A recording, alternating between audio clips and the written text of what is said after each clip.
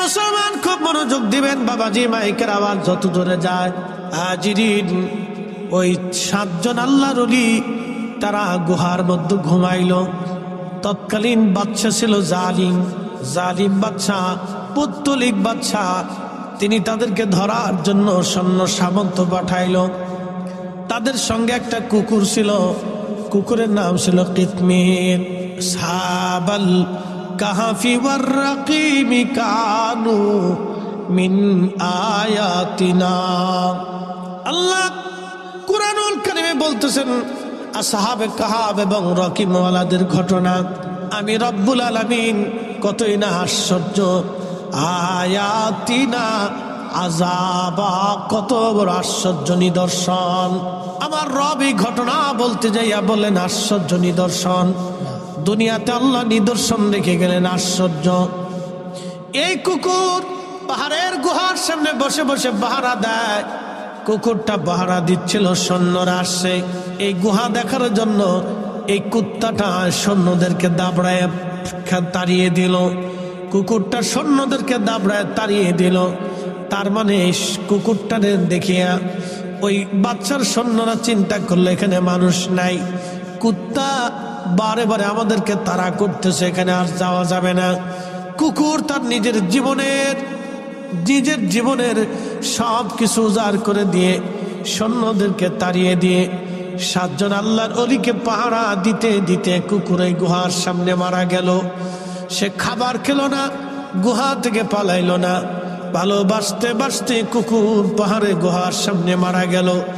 কুকুরের এই ভালোবাসা দেখে আমার আল্লাহর কাছে বড় মায়া লাগলো। সহিহ বুখারীতে কিতাবুল আম্বিয়াতে নবীজি বলতেছে এই ভালোবাসা দেখে, ভালোবাসা একটা কুকুর মনিবের প্রতি ভালোবাসা দেখে আল্লাহর বড় মায়া লাগলো। আল্লাহর নবী বললেন আল মারু মা মান আহাব্বা, তুমি দুনিয়াতে যারা ভালোবাসবে কিয়ামতের ময়দানে তার সাথে তোমার হাসর নাসর হয়ে যাবে। তুমি দুনিয়াতে যারা ভালোবাসবে কিয়ামতের ময়দানে তার সাথে হাসর নাসর হয়ে যাবে। কিয়ামতের ময়দানে তার সাথে হাসর নাসর হয়ে যাবে, তার সাথে হাসর নাসর হয়ে যাবে। এর চেয়ে বড় সুসংবাদ আর কিছুই হতে পারে না। এই জন্য আমরা শাহজালালকে ভালোবাসি, শাহপরানকে ভালোবাসি, খাজা বাবা আজমিরিকে ভালোবাসি, নিজামুদ্দিন আউলিয়াকে ভালোবাসি, সতরার হুজুর কেবলাকে ভালোবাসি, শাহ সুফি ফতে আলী রসুল নামকে ভালোবাসি, আবু বকর সিদ্দিক পুরোপরাবিকে ভালোবাসি, হাজারাতে নূর মোহাম্মদ নিজামপুরীকে ভালোবাসি, মুজাদ্দিদ আল ফেসানি হিন্দিকে ভালোবাসি। আমরা হযরতে খাজা বহাউদ্দিন নকশবন্দ বুখারীকে ভালোবাসি, হুজুর গাউসে পাক মহিউদ্দিন আব্দুল কাদের জিলানীকে ভালোবাসি। আমরা ওলিদেরকে ভালোবাসি। কিয়ামতের ময়দানে ওলিদের সঙ্গে আমাদের হাসর নাসর হয়ে যাবে। কথা কন না কেন? বলেন যে রসুলের কথা মিথ্যা, তাহলে বলে না, অসুবিধা নেই। পৃথিবী উল্টে যাবে তো সাগর শুকাবে, আল্লাহ রসুলের কথা আর কখনো পরিবর্তন হবে? মিথ্যা হবে না। যা বলছে ঠিক ঠিক, যা বলছে তো ঠিক ঠিক। একে দেখবেন 100% পিওর, কোনো টেনশন নেই। ভালোবাসতে হবে, ভালোবাসার মতো ভালোবাসতে হবে। আল্লাহ বানাইলেন কত জাতি, হইল না তার প্রেম প্রীতি, অবশেষে মানুষ বানায় প্রেমের কারণে। প্রেমের ডুরি বান্দরে মোর শীদের সনে, হায়রে প্রেমের ডুরি বান্ধরে মোর দিনার সনে। আমাদের আগে আল্লাহ জিন জাতি বানাইলেন। জিন জাতির আদি পিতার নাম তারান্নুস, উপাধি আবুল জিন, জিন জাতির বাবা। একদিন 2 দিন না 60,000 বছর হায়াত পেয়েছিলেন পৃথিবীতে। 60,000 বছর পৃথিবীতে বেঁচে ছিলেন। জিন জাতির আদি পিতার সাথে আল্লাহর কোনো প্রেম হয় নাই, যার কারণে জিনদের দেখবেন শত শত হাজার হাজার বছর ধরে জিনেরা বেঁচে থাকে। জিনদের সাথে আল্লাহর প্রেম হয় না। জিনদের ভিতরে খাজা বাবা আজমিরি পাবেন না। জিনদের ভিতরে জিন্দের ভিতরে খাজা বাবা আজমিরি পাবেন না, জিন্দের ভিতরে হুজুর গাউসে বাগ আপনি পাবেন না, ইমাম আজম পাবেন না, ইমাম শাফিঈ পাবেন না, ইমাম মালিক পাবেন না, আশিক রাসূল বেলাল আপনি জিন্দের মধ্যে পাবেন না, জিন্দের ভিতরে আপনি এবং বড় বড় অলি পাবেন না। যত অলি আপনি পাবেন সব মানুষের ভিতরে। এই জন্য মানুষের সাথে আল্লাহর প্রেম হয়েছে। কথা বলেন ঠিক কিনা? মানুষের সাথে আল্লাহর প্রেম হয়েছে, জিন্দের সাথে হয়েছে, ফেরেশতাদের সাথে হয়েছে, ফেরেশতাদের সাথে আল্লাহর প্রেম হয়েছে। আর কোন মাখলুকের সাথে আল্লাহর প্রেম হয়নি। আল্লাহর শুধু প্রেম হয়েছে মানুষের সাথে। এই মানুষের চোখের পানি ফেলে, এই মানুষই আল্লাহকে ভয় পায়, এই মানুষই আল্লাহর প্রেমে নিজেকে কুরবানি করে দিয়েছে। যুগে যুগে দেখবেন ওয়াসাল কারনি, বেলাল, হানজালা, আলী, ওমর, উসমান, আবু বকর, তালহা, জুবাইর, হাসান, হুসাইন রিদওয়ানুল্লাহি তাআলা আলাইহিম আজমাইন জীবনী যদি দেখেন, জিন্দেগি ত্যাগ করে দিয়েছেন, কুরবানি করে দিয়েছেন। চোখের সামনে ইমাম হুসাইন সব পরিবার কুরবানি করেছেন আল্লাহর রাহে। আহা, রাসূল করিম যে পাহাড়ে জাবালে আবু সিলাতে যে ছোট্ট গুহার ভিতরে 3 দিন 3 রাত উম্মতের জন্য কেঁদেছিলেন, সে গুহার সেইখানে আমি বছর বসে আসছি, দেখে আসছি। খন্দকের এই যে খাল আছে, খন্দকের যে পাহাড় আছে, এই পাহাড়ের পিছনে একটা পাহাড় আছে, এই পাহাড়ের নাম হচ্ছে জাবাল আবু সিলা। এই জাবাল সিলাতে একটা ছোট্ট গুহা আছে, এখানে নবীজি একাধারে 3 দিন 3 রাত সেজদার মধ্যে কাঁদছে। আচ্ছা বলেন, নবী টাকার জন্য কাঁদছে? হাসান হুসাইনের জন্য কাঁদছে? ফাতেমার জন্য কাঁদছে? নিজের পরিবারের জন্য কাঁদছে? তো কাদের জন্য কাঁদছে? আমাদের জন্য। যেটা বলেন কাদের জন্য? আমাদের জন্য কেঁদেছে, আমাদের জন্য রাসূল কেঁদেছে। 3 দিন 3 রাত কেঁদেছে, আল্লাহ আমার উম্মতকে মাফ করতেই হবে। একসাথে বলবেন না, ইয়া রাসূলুল্লাহ, আল্লাহ আমার উম্মতকে মাফ করতেই হবে। সেজদা থেকে উঠে না, মাফ করতেই হবে। জাবাল আবু সিলাতে সেজদায় পড়ছে তো পড়ছে, আর উঠে না। একাধারে 3 দিন 3 রাত সেজদায় পড়ে রয়েছে, আল্লাহ মাফ করতেই হবে। আর উম্মত মসজিদে জুতা চুরি করে, উম্মতে সুদ খায়, ঘুষ খায়, কি কথা কর না কেন, ঠিক কিনা? উম্মত 2 নম্বরই করে উম্মতের কাজ। সি সি হাজিরিন, খুবই মনোযোগ দিবেন। আল্লাহর নবী বলতেছিলেন, সাহাবীরা রে, কুকুরের এই ভালোবাসাটা এতই আল্লাহর কাছে ভালো লাগলো, আমার আল্লাহ কুকুরটাকে দুম্বার আকৃতি দিয়া বেহেশতের তাসনিম নদীর পানি দিয়া গোসল করাবে। কুকুরের বাহিরের নাপাক ভিতরের নাপাক দূর করাইয়া আমার মালিক আমার আল্লাহ দুম্বার আকৃতি বানাইয়া ওই যে 7 জন অলিকে সে ভালোবাসছিল, ওই 7 জন অলির সঙ্গে এই কুকুরটাকে আমার আল্লাহ জান্নাতি বানিয়ে দেবে। সাথে বলেন আল্লাহু আকবার। লা তাবদীলা কালিমাতিল্লাহ, আল্লাহর কথার আর কোনো পরিবর্তন হবে না, আল্লাহর সিদ্ধান্তের আর কোনো পরিবর্তন নাই। আকাশ ভেঙে যাবে, জমিন পড়ে যাবে, সাগর শুকিয়ে যাবে, আল্লাহর ফয়সালা পরিবর্তন হবে না। ইন্নাকা লা তুখলিফুল মিয়াদ। মূল আলোচনায় চলে যাচ্ছি। ওই কুকুরটা গুহার সামনে থেকে পাহারা দিয়ে দিয়ে মারা গেল।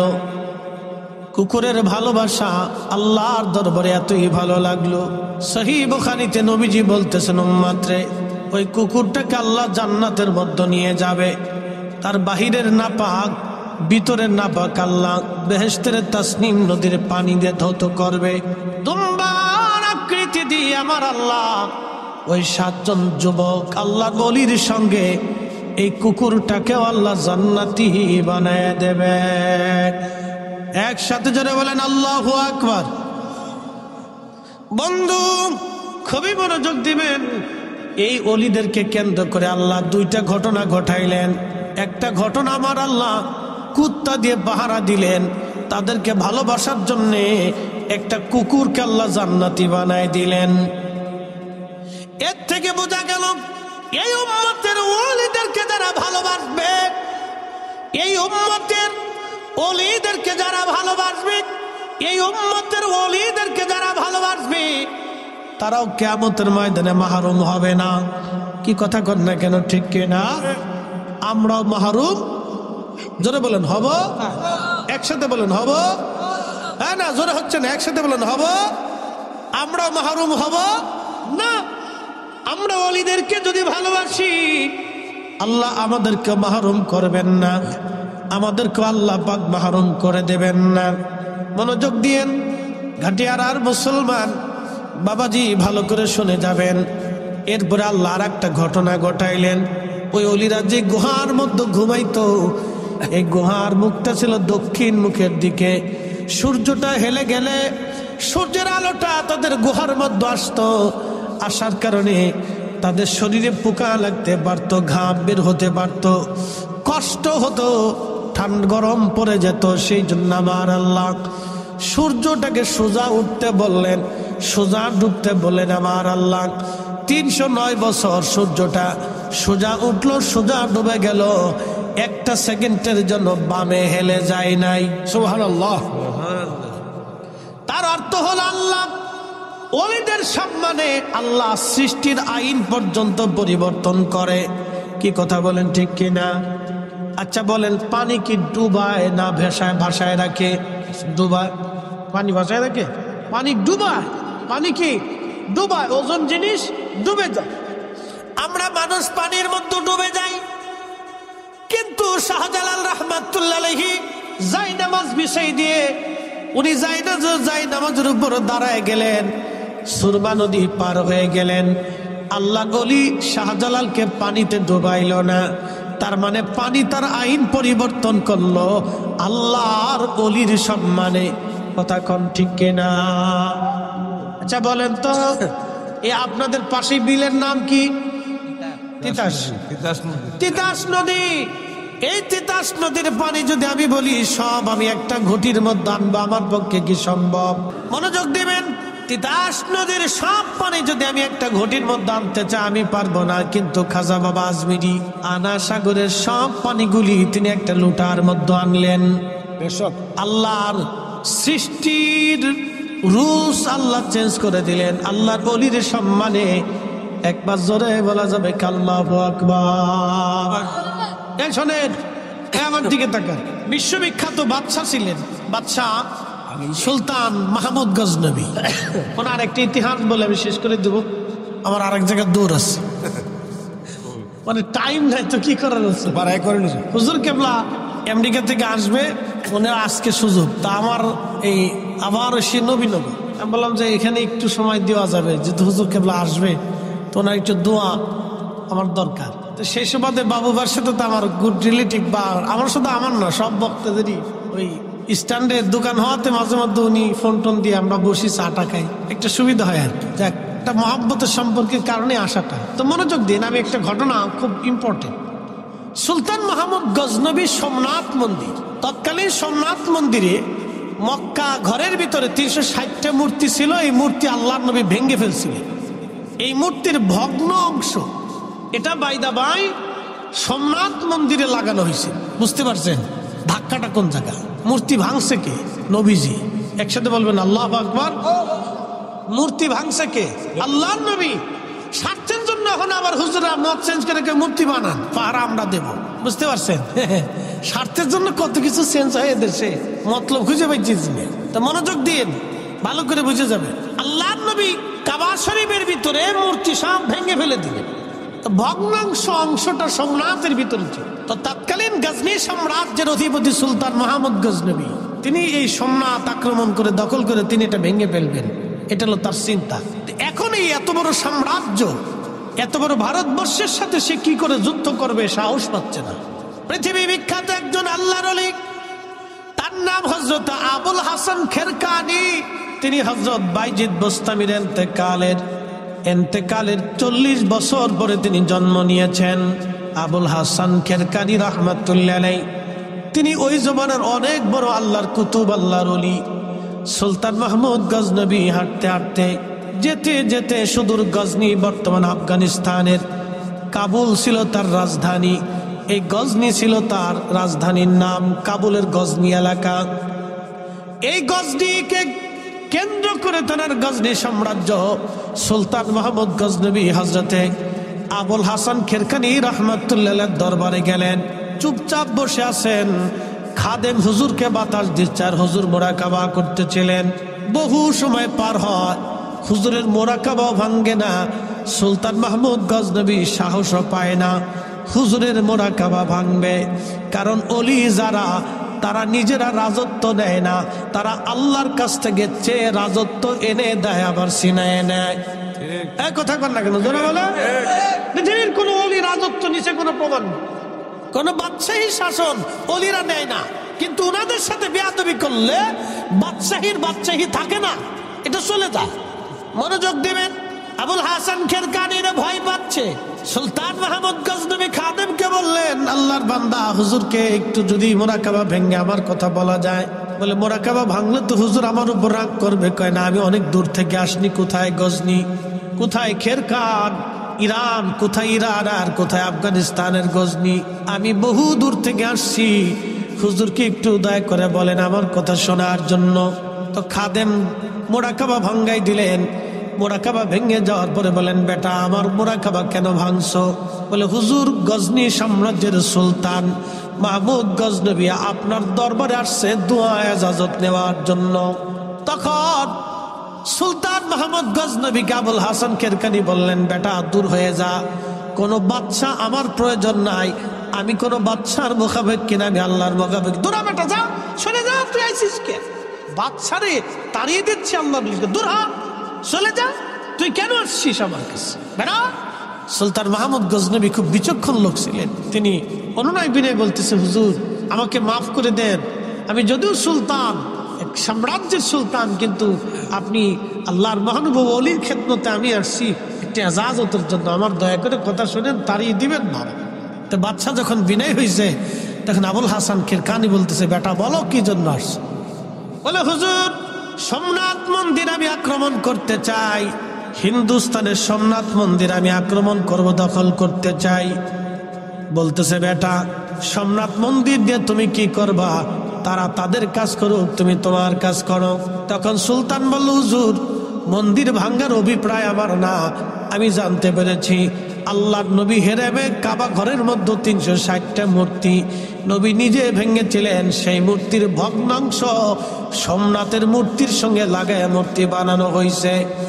যেই মূর্তি রাসূল ভেঙে ফেলেছে, সেই মূর্তি পৃথিবীর কোথাও লাগতে দেব না। আমি সেই জন্য সোমনাথ মন্দির আক্রমণ করে দখল করতে চাই।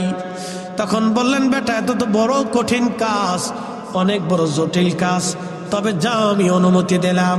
তিনি তেনার জুব্বাখানা খুলে দিয়ে বললেন, বেটারে যদি কখনো মুসিবতের মধ্যে পড়ে যাও, যদি যুদ্ধে পরাজিত হতে চাও, তাহলে এই জুব্বাখানা ওযু করে নামাজ পড়ে জুব্বাখানা হাতের মধ্যে নিয়ে তুমি আল্লাহকে বলবা, ইয়া রাব্বি, জুব্বাওয়ালা যিনি জুব্বার মালিক, তাকে যদি তুমি পছন্দ করো, আল্লাহ এই জুব্বাখানা নিয়ে তোমার দরবারে হাত বাড়াইলাম, আল্লাহ তুমি আমার অমুক অমুক মকসুদ পুরা করে দাও। যা সুলতান মাহমুদ, আমি আবুল হাসান খেরকানি বললাম, আমার আল্লাহ তোকে খালি ফিরাবে না। একবার জোরে বলা যাবে কে মারহাবা? শুনে যান, এমনি এমনি মুসলমান তলোয়ার চালাইতে পারছে। দিল্লির সুলতান বহুবার গৌর গোবিন্দরা পরাজিত করতে চাইছে, পারে নাই, শাহজালাল না আসা পর্যন্ত। তলোয়ার চালাইয়াই মুসলমান বিজিত হতে পারে নাই। তলোয়ারের পিছনে মুসলমানদের আধ্যাত্মিক শক্তি ছিল। মোহাম্মদ ঘুরি পানিপথে টিকতে পারে নাই, খাজা বাবা আজমিরি না আসা পর্যন্ত। বুঝতে পারছেন? মুসলমানের বিজয় হয়েছে আল্লাহর ইচ্ছা, আউলিয়া কেরামের দোয়ার ফসল ছিল এগুলি। হাজিরিন, সুলতান মাহমুদ গজনবী সম্রাট আক্রমণ করলেন। মাসের পর মাস যুদ্ধ হচ্ছে, পরাজয় হয় না, জয় হয় না।